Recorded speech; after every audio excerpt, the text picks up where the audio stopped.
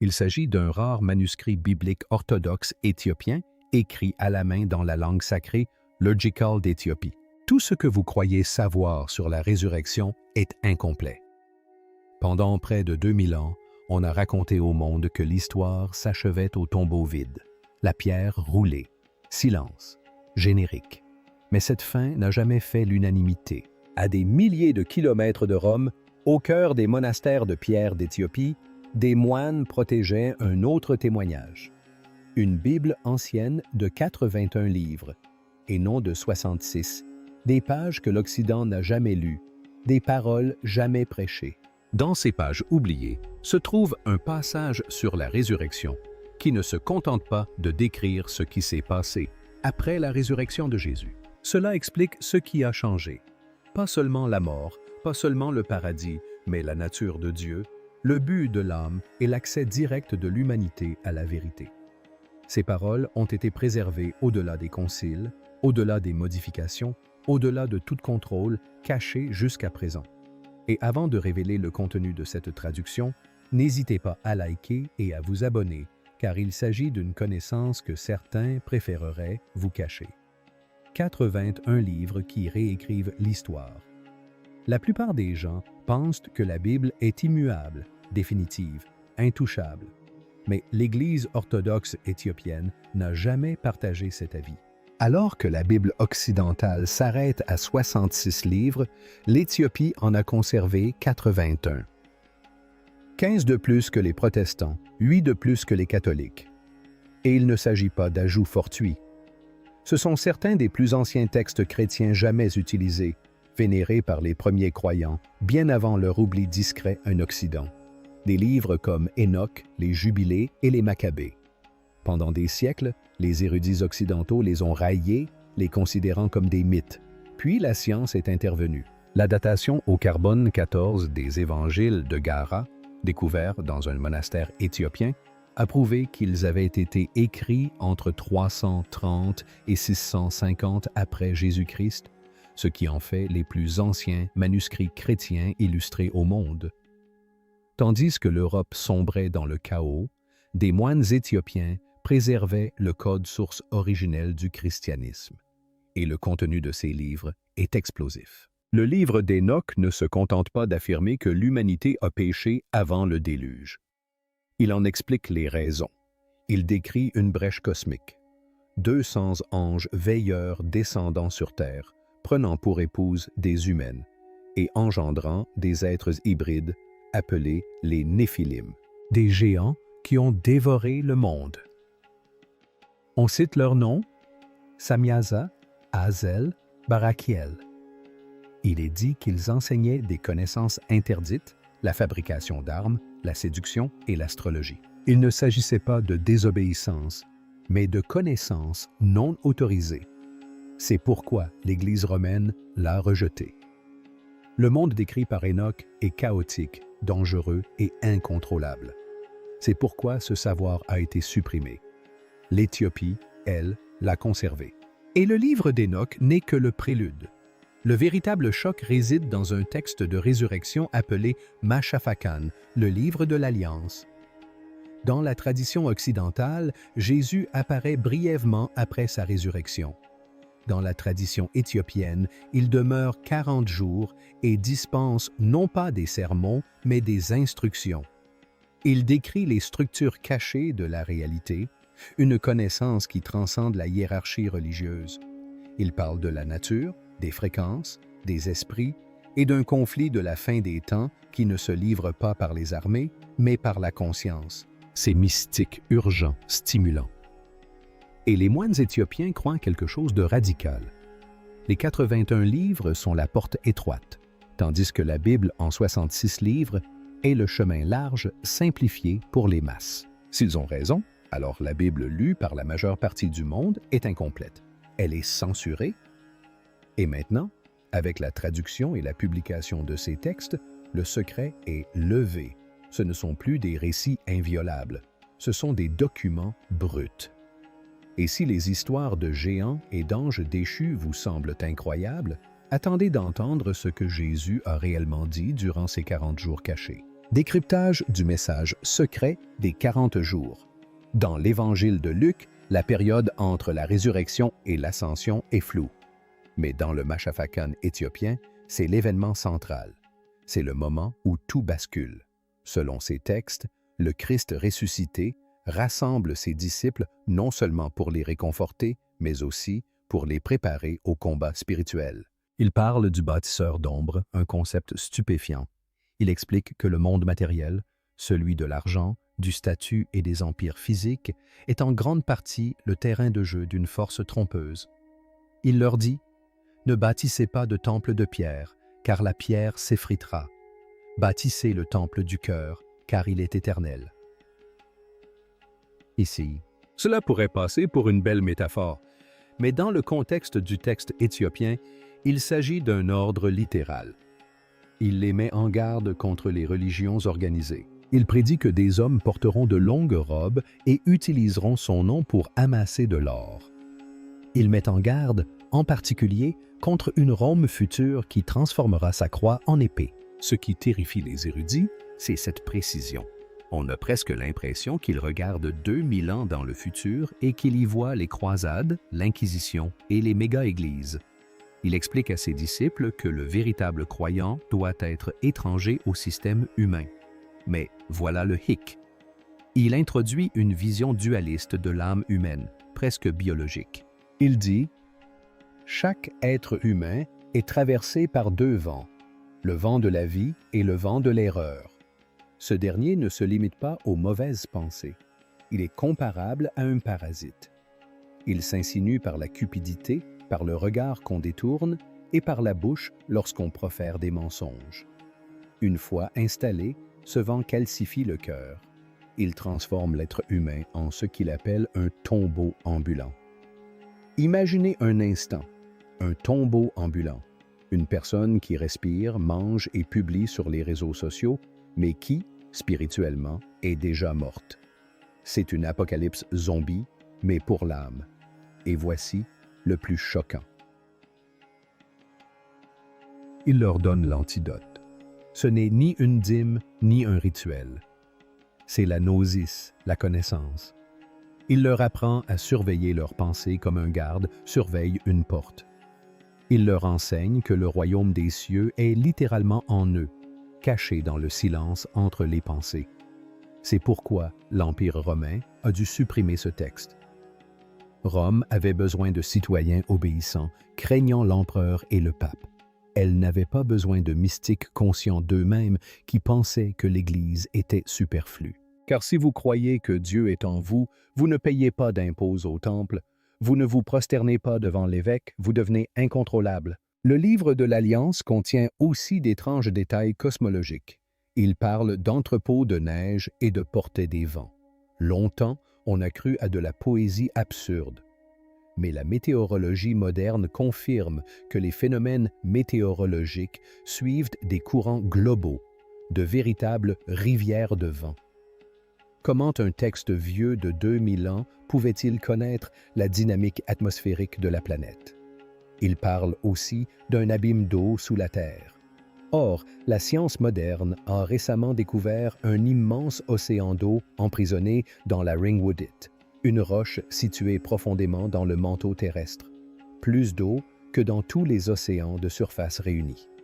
La Bible éthiopienne avait raison. Il existe bien un abîme d'eau sous nos pieds. Ces révélations stupéfiantes ajoutent une crédibilité difficile à ignorer. Si le texte disait vrai au sujet de l'eau et des vents, pouvait-il aussi dire vrai au sujet du parasite spirituel? Le ton de ces 40 jours est empreint d'urgence. On est loin de l'attitude conciliante du sermon sur la montagne. C'est le ton d'un général donnant ses dernières instructions avant de quitter le champ de bataille. Il leur dit « Les ténèbres viendront et elles prendront mon visage. » C'est la phrase la plus terrifiante du livre. Elles prendront mon visage. Il prédit que le mal absolu ne ressemblera pas à un monstre. Il ressemblera au christianisme. Il ressemblera à un sauveur. Il trompera le monde en apparaissant exactement comme ce qu'il cherche à détruire. Cela correspond parfaitement aux théories sur l'Antéchrist, mais les rend beaucoup plus subtiles et dangereuses. Cela suggère que la tromperie est déjà là, inscrite au cœur même des institutions auxquelles nous faisons confiance. Mais il ne s'est pas contenté de les avertir. Il leur a laissé une arme, une pratique secrète, connue seulement du cercle restreint, qui implique le contrôle de la respiration et la concentration de l'esprit. Semblable aux pratiques de méditation avancées que l'on trouve en Orient, elle est liée à la théorie d'Isa. L'idée que Jésus aurait passé ses années perdues en Inde ou au Tibet. Les enseignements de la Bible éthiopienne sont d'ailleurs étonnamment orientaux. Karma, réincarnation, centre d'énergie interne, tout cela est là, dissimulé sous une terminologie ancienne. Nous avons donc un livre secret, une mise en garde contre une fausse Église et des instructions pour libérer notre pouvoir intérieur. Mais si Jésus est parti, où est passée la preuve tangible de son pouvoir? La réponse se trouve dans une petite chapelle de pierre interdite à tous. C'est pourquoi Hitler, les empires et les ordres secrets ne l'ont jamais obtenu. On ne peut parler de l'Éthiopie sans évoquer l'Arche d'Alliance. Les films la disent perdue en Égypte. Les Éthiopiens rétorquent que c'est absurde. Presque tous croient que l'Arche est toujours là, enfermée dans l'église Notre-Dame-Marie de Sion, dans l'ancienne ville d'Aksum. Et ce n'est pas une légende. C'est le fondement même de leur civilisation. L'histoire commence avec la reine de Saba. Elle se rend à Jérusalem, rencontre le roi Salomon et rentre chez elle avec son fils, Ménélik Ier. Des années plus tard, Ménélik rend visite à son père. Salomon lui offre le trône. Ménélik refuse, mais il ne repart pas les mains vides. Selon la chronique royale d'Éthiopie, Kibra Nagast, Ménélik et ses compagnons accomplissent le plus audacieux retournement de situation de l'histoire, remplaçant l'arche par une réplique et transportant secrètement la véritable en Éthiopie. Et l'arche n'est pas qu'un simple coffre en or. Les descriptions bibliques la présentent comme une arme, embrasant des armées, déchaînant le feu et tuant quiconque s'en approchait de trop près. Ces effets semblent étrangement modernes, comme ceux des radiations, et c'est là que cela devient troublant. Aujourd'hui, le gardien de l'arche, un seul homme à la fois, n'a pas le droit de quitter la chapelle à vie. Les visiteurs racontent que ces gardiens développent des cataractes, perdent la vue, leur peau pâlit et ils meurent souvent jeunes. Pourquoi un simple coffre en bois aurait-il de tels effets? À moins qu'il ne soit pas fait que de bois. Certains pensent que l'arche est une ancienne technologie de haute énergie. D'autres affirment qu'il s'agit d'un instrument de communication, quelque chose de bien plus ancien que la religion elle-même. Quoi qu'il en soit, l'Éthiopie la garde et la défend depuis 3000 ans. L'Éthiopie est le seul pays africain à n'avoir jamais été colonisé. Lorsque l'Italie envahit l'Éthiopie en 1896 avec des armes modernes, les forces éthiopiennes parvinrent à les écraser lors de la bataille d'Adwa. Les habitants racontent que Saint-Georges était à leur côté. D'autres murmurent une histoire plus sombre. L'arche aurait été amenée près du champ de bataille, libérant une lumière aveuglante qui aurait fait basculer le cours de la bataille.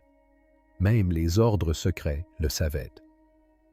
Les Templiers se rendirent en Éthiopie au XIIe siècle à la recherche de l'arche. Leurs symboles sont encore gravés dans la pierre des églises de Labella. Ils savaient que le Graal n'était pas une coupe, mais une lignée. L'arche en était la preuve. Les empereurs d'Éthiopie ont régné sous la dynastie salomonienne pendant près de 3000 ans, se réclamant d'une descendance directe de Salomon et de la lignée de David. Autrement dit, tandis que l'Europe vénérait Jésus comme un dieu lointain, l'Éthiopie était gouvernée par ses proches. Si l'arche est réelle et si elle se trouve à Aksum, alors l'autorité biblique ne désigne pas Rome, mais une paisible ville d'Afrique. Et le mystère s'épaissit. Au sud d'Aksum, des églises entières ont été creusées à même la roche et non construites, exhumées. Les habitants disent que des hommes travaillaient le jour et que des anges achevaient le travail la nuit. Les églises taillées au laser du XIIIe siècle. Bienvenue à Labella. Voilà un lieu qui laisse les archéologues perplexes, voire résignés. Au XIIe siècle, le roi Labella ordonna la construction de 11 églises, mais au lieu de faire appel à des maçons pour empiler des briques, il les fit tailler directement dans la roche volcanique. Il ne s'agit pas de grottes, il s'agit de cathédrales immenses et complexes, avec fenêtres, portes, colonnes et systèmes de drainage, taillées dans un seul bloc de pierre. C'est une sculpture en négatif. Il faut visualiser l'édifice entier en 3 dimensions. Ensuite, il faut enlever tout ce qui n'est pas l'église. Une seule erreur, un seul pilier fissuré, et tout le projet est ruiné. On ne peut pas recoller de la pierre. Et voici le plus incroyable. On dit que cela a été fait en seulement 24 ans. Des ingénieurs modernes ont fait les calculs. Creuser ces 11 églises à l'aide d'outils manuels, de ciseaux et de marteaux aurait nécessité 40 000 hommes pendant plus d'un siècle, et le simple enlèvement des débris aurait exigé des flottes de camions. Pourtant, aucune trace de ces débris n'a été retrouvée. Des millions de tonnes de roches ont tout simplement disparu. La légende locale est absolument stupéfiante. Les moines racontent que des ouvriers travaillaient sans relâche le jour, mais que la nuit, des anges descendaient et poursuivaient l'œuvre. Ils disent que les anges travaillaient 2 fois plus vite que les hommes et utilisaient des outils de lumière qui tranchaient la roche volcanique comme du beurre. Des outils de lumière. Cela vous fait-il penser à un ciseau ou plutôt à une technologie d'énergie dirigée? Certains théoriciens suggèrent que l'Arche d'Alliance fut apportée à Laëla à cette époque et utilisée comme source d'énergie, voire comme outil pour ramollir la pierre. D'anciens récits d'autres cultures font état de méthodes de ramollissement de la pierre par des fréquences sonores ou des composés chimiques. Les Éthiopiens auraient-ils possédé une technologie perdue? L'église Saint-Georges est la plus célèbre de toutes. Elle a la forme d'une croix parfaite profondément enfouie dans le sol. Son toit est au niveau du sol. On regarde à l'intérieur. La précision est quasi parfaite. Le système de drainage est si perfectionné que même après 800 ans de pluie torrentielle, l'église n'a jamais été inondée. Et puis il y a les tunnels. Sous le complexe se cache un labyrinthe de tunnels plongés dans l'obscurité la plus totale, symbolisant la descente aux enfers. Les aspirants prêtres doivent s'y orienter dans le noir complet, tâtonnant le long des parois pendant des heures, tout en chantant. C'est une chambre d'isolement sensoriel entièrement construite en pierre. Cela renvoie directement au livre de l'Alliance et à ses enseignements sur les ténèbres du tombeau. L'architecture renforce cette théologie. Il faut traverser les ténèbres pour trouver la lumière. Mais récemment, des scans laser 3D du site ont révélé autre chose. Des anomalies sous le sol, des espaces creux restés scellés depuis 800 ans. Qu'y a-t-il en dessous? Les prêtres disent qu'il s'agit du trésor des saints, de manuscrits en or, ou peut-être des outils même ayant servi à la construction du site. Le monde est fasciné par les pyramides d'Égypte, mais Labella est sans doute plus complexe. Les pyramides sont des blocs empilés. Labella est une soustraction. Cela exige un niveau de planification si précis qu'il évoque un esprit quasi informatique. Ce que la plupart des gens ignorent, c'est que le roi Labella a séjourné à Jérusalem avant sa chute sous domination musulmane. Il voulait bâtir une nouvelle Jérusalem en Afrique, à l'abri des guerres interminables du Moyen-Orient. Il baptisa même le fleuve, traversant la ville Jourdain. Il ne se contentait pas de construire des églises. Il édifiait un refuge, une forteresse spirituelle destinée à préserver la foi, tandis que le reste du monde était en proie aux flammes. Et cela fonctionna. Alors que les cathédrales européennes étaient bombardées durant les guerres mondiales, Laïbéla demeura intacte. Mais la pierre recèle un autre secret. Parmi les symboles gravés sur les murs figurent l'étoile de David, la croix et la svastika, un ancien symbole solaire, bien avant sa perversion par les nazis. Cela témoigne d'une fusion de croyances, d'un lien avec l'Orient et d'une géométrie sacrée alignée sur les étoiles. Les Éthiopiens n'ont pas seulement préservé des livres, Ils ont préservé un savoir précieux, celui de manipuler la matière. Mais le secret ultime ne réside ni dans les pierres ni dans les boîtes. Il réside dans le sang, la lignée cachée dont personne ne parle. En Occident, Jésus est un homme seul, sans épouse, sans enfant, sans descendance. L'histoire s'achève à la croix. Mais en Orient, et particulièrement en Éthiopie, cette idée est inconcevable. La famille est primordiale. La dynastie salomonienne d'Éthiopie n'a pas régné un siècle ou deux, mais pendant près de 3000 ans, d'environ 900 avant Jésus-Christ jusqu'en 1974, une seule et même lignée royale a occupé le trône. Le dernier empereur, Haile Selassie, était le 225e souverain de cette lignée, surnommé le lion conquérant de la tribu de Juda. Ce titre n'est pas symbolique. Il s'agit d'une revendication légale de la lignée du roi David. En suivant cette lignée, on ne se contente pas de rattacher l'Éthiopie à l'Ancien Testament. Cela crée un chevauchement troublant avec le Nouveau.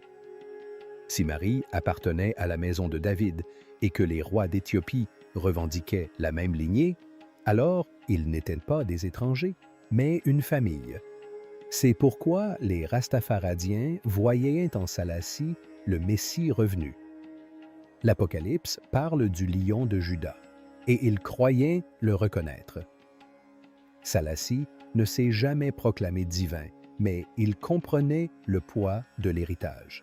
L'ascendance compte, et aujourd'hui la science s'en mêle. Des études génétiques sur les Éthiopiens révèlent la présence d'ADN ancien du Levant, datant d'environ 3000 ans, provenant d'Israël et de la Syrie actuelle. Une véritable migration, un peuple réel, un mouvement réel de Jérusalem vers l'Éthiopie. Les légendes n'étaient pas que des légendes. Cela explique pourquoi le christianisme éthiopien semble si différent. Ils ont conservé les lois juives, les règles alimentaires, la circoncision le 8e jour, le samedi sabbat. Leur foi est un mélange harmonieux d'ancien et de nouveau, ce à quoi le christianisme aurait pu ressembler avant d'être remodelé par Rome. Ils n'avaient pas besoin de conversion. Ils étaient déjà intégrés, ce qui nous amène à l'idée la plus controversée de toutes.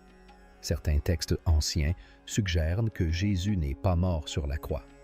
S'il s'en est échappé, l'Éthiopie aurait été l'endroit le plus sûr au monde, un royaume gouverné par sa propre famille.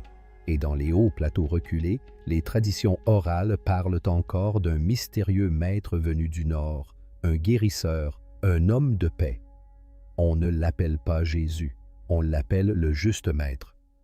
Se pourrait-il que l'Occident ait cherché au mauvais endroit depuis toujours? Peut-être que le véritable héritage de Jésus ne repose pas en Galilée, mais qu'il perdure en Afrique. Comme le disent les moines éthiopiens, l'Occident possède l'eau. Nous possédons le puits. Les veilleurs reviennent, et ce n'est pas un hasard. Alors, posez-vous cette question. Pourquoi maintenant? Pourquoi ces textes refont-ils surface après 2000 ans de silence? Pendant des siècles, ces livres sont restés cachés dans des monastères de montagne, enveloppés dans des peaux de chèvre et gardés par des hommes prêts à mourir, plutôt que de laisser des étrangers les toucher. Ils ont survécu aux insectes, aux guerres et aux empires, un confinement total. Puis, soudain, tout bascule. Ces dernières années, ces ouvrages ont connu un succès fulgurant sur Internet. Les traductions non autorisées se répandent plus vite que les chercheurs ne peuvent les empêcher. L'algorithme de YouTube les propulse à des millions de vues. Et voilà comment on entend parler du livre d'alliance entre un mème et un extrait de journal télévisé. Ce n'est pas un hasard. D'après les interprétations les plus radicales, ces textes renferment un mécanisme d'urgence pour l'humanité. Un ultime dispositif de sécurité qui ne s'active qu'à un moment précis de l'histoire. Ils décrivent la fin des temps comme un âge d'illusion. Dans la langue originale, cela signifie un monde hyper connecté, mais factice, où l'on parle sans bouche et où l'on voit sans yeux. Avouez que cela ressemble étrangement à Internet ou à l'intelligence artificielle. Cette théorie est glaçante. Les moines éthiopiens ne se contentaient pas de garder des écritures. Ils gardaient le mode d'emploi pour briser le voile de l'ère numérique. La prophétie dit que lorsque l'humanité sera perdue dans de fausses réalités, la vérité cachée devra être révélée pour briser l'illusion. Et regardez autour de vous. Personne ne fait confiance au gouvernement. Personne ne fait confiance aux médias. La foi dans les religions organisées s'effondre. Les gens n'ont pas faim de nourriture, ils ont soif de sens. Ils ne veulent ni prêtres, ni discours moralisateurs. Ils veulent une connaissance directe. C'est pourquoi ces textes ont un tel impact. Ils confirment un sentiment que des millions de personnes nourrissent depuis l'enfance. Celui qu'il manquait quelque chose, que l'histoire avait été édulcorée, que l'école du dimanche n'enseignait qu'une version aseptisée. Voici l'idée controversée. Le Concile de Nica n'a pas seulement retiré des livres pour simplifier la Bible, mais pour nous désarmer. Les textes éthiopiens décrivent les humains non comme de faibles disciples, mais comme des êtres puissants pris au piège d'une guerre cosmique. Ils parlent ouvertement des veilleurs, des entités déchues qui ont altéré l'humanité et de technologies anciennes que nous redécouvrons seulement maintenant. En supprimant ces livres, l'Occident a effacé notre armure, mais l'Éthiopie n'a jamais cédé. Ils ont conservé la version intégrale tandis que le reste du monde a reçu une version dégradée. Et c'est là que cela devient troublant. Ces manuscrits ne se lisent pas uniquement comme de la poésie. Certains passages évoquent des notions de physique oubliées. Des chercheurs pointent du doigt des références qui ressemblent à la lévitation acoustique, utilisant le son pour manipuler la matière. Voyez Libella. Ces églises n'ont pas été construites. Elles ont été creusées directement dans la roche. La légende raconte que des anges intervenaient la nuit. Et si le terme « ange » n'était qu'un langage ancien désignant une technologie oubliée, des fréquences sonores capables de ramollir la pierre. Si cela s'avère vrai, le livre d'Alliance n'est pas seulement spirituel, il est aussi technique. Il pourrait expliquer les pyramides, la machine à mana et même l'Arche d'Alliance dont l'Éthiopie affirme l'existence et la garde précieuse à Aksum. Et si les traductions actuelles révèlent le fonctionnement de ces systèmes, alors il ne s'agit pas d'un renouveau religieux, mais du retour d'une science prédiluvienne. Voici donc la question qui devrait vous tarauder. Si les empereurs ont manipulé l'histoire pour contrôler le passé, que cachent-ils encore? Êtes-vous prêt à lire les chapitres interdits, ou la vérité est-elle trop dangereuse? Aimez cette page si vous souhaitez en savoir plus sur l'histoire cachée et abonnez-vous pour rejoindre la quête de ce qui n'aurait jamais dû exister.